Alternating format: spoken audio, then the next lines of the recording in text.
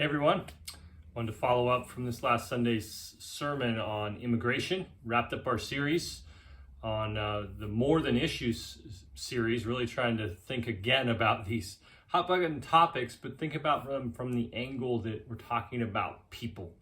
And so I just want to wrap up our final kind of Q&A on this topic. I don't have a lot on this one, but I have a couple. So first question that I think might be worth asking is, and I just hear this sometimes, is shouldn't immigrants assimilate into the culture that they're living in? And most of us by that mean, shouldn't they become more like us?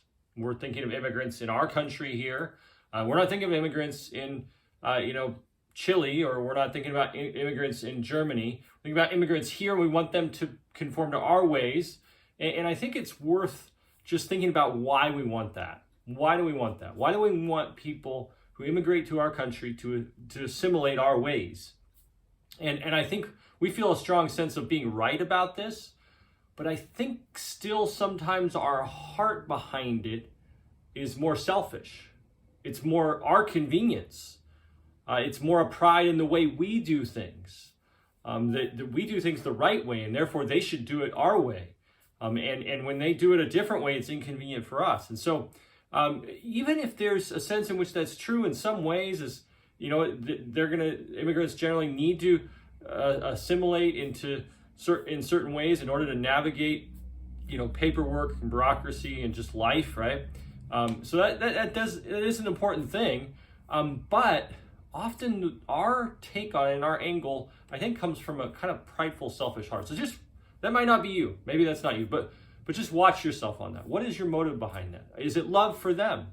Is it a desire to see them flourish and be helped? So ask yourself that. Also, I think there's ways in which we don't want them to assimilate, right? Like full assimilation would mean we would just all be bland, the same, right? Where there's no differences in culture and in food and dress and just the way different cultural values are.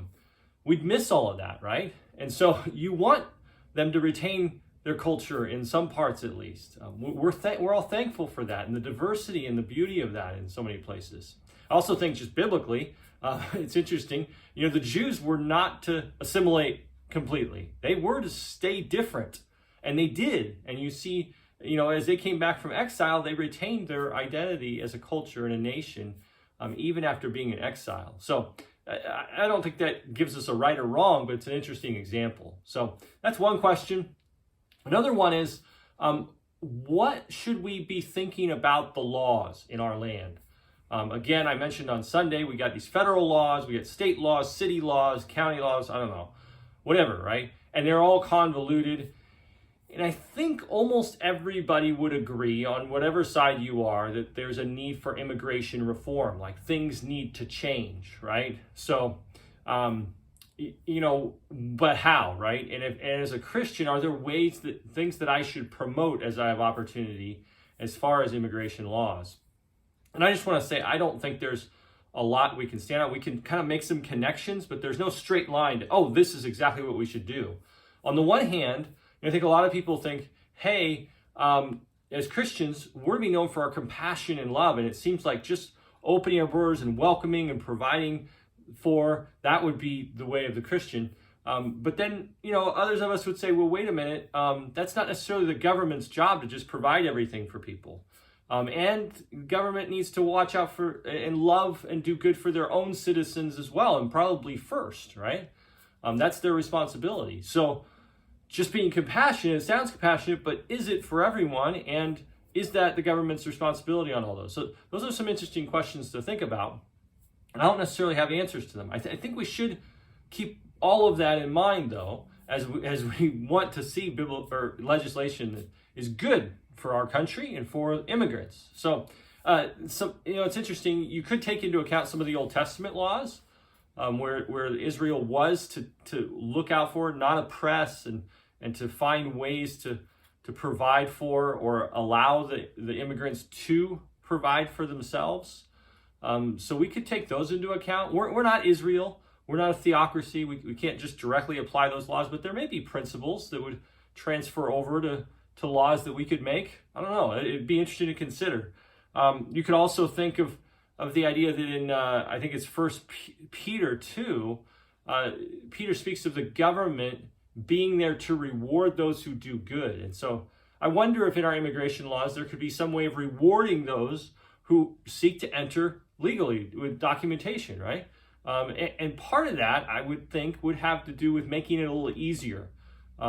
We've made it so hard for people to enter legally, we're like punishing them for trying to enter legally. So I think part of our immigration reform should be making it easier to get a result, to make it clear what the answer is and in a timely manner, and allowing, I think, more people to come in. So especially to come in legally. So yeah, and then I guess one other thing I would say is there seems to be a principle biblically. Again, this is a broad idea, but seems to be a principle of the punishment fitting the crime. And so sometimes with immigration, I think we go overboard and we want to see a punishment that doesn't really fit the crime, especially considering the convoluted laws and the lack of enforcement and those kinds of things. So what would be a punishment fitting the crime would be a good question. I heard one person suggest that he said he thought it would be ideal if there was some sort of fine that was serious enough that it showed that it really was a problem that they were here without documentation and illegally,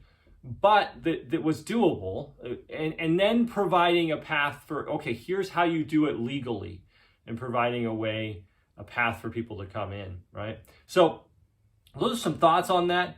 It's also worth noting here, I think we have incentive, at least to some degree, I don't know how much, to invite immigrants in light of our economy. Like, it's been shown that our economy would fall apart were it not for immigrants and the labor that they provide and the ways that they serve us as a country and as just individuals here and families. So that's worth considering too. Like, we want to think make entry for many more easier because of that. So one last question: does all this really apply to me? Like, can't I just go about my life? I don't need to worry about it. Well, here's the deal. Here in LA, we're all interacting with immigrants all the time. And a lot of us are immigrants. I could look around the room Sunday and there was, probably at least a dozen, if not more, like 20 plus of us who were immigrants, first generation from another country. So it's there, right? And so in our interactions, here's what I'm afraid of. We would develop a kind of superiority complex, a kind of pride that I'm the native, I know how to navigate things, I speak the language well, I'm, whatever. I know how to navigate life here, and I fit in, and whatever else. And we get a little bit prideful, and it's very easy to just ignore, that's their problem, they need to assimilate and deal with it and go on with your life. And that's not the call of the Christian, right? We're called to follow Jesus. And that means we're humbly seeking to welcome people like Jesus has welcomed us, seeking to love our neighbor as ourself. Let's open our eyes to think about what life is like for somebody that's an immigrant, and what that experience might be, and how we can come alongside to care about them, to see them, to hear about their experiences, to just listen, to befriend them, to serve them in practical ways, and to share Jesus with them. They're real people, made in the image of God, in need of Jesus as their Redeemer. So love you guys. Hope that's helpful. Have a good one.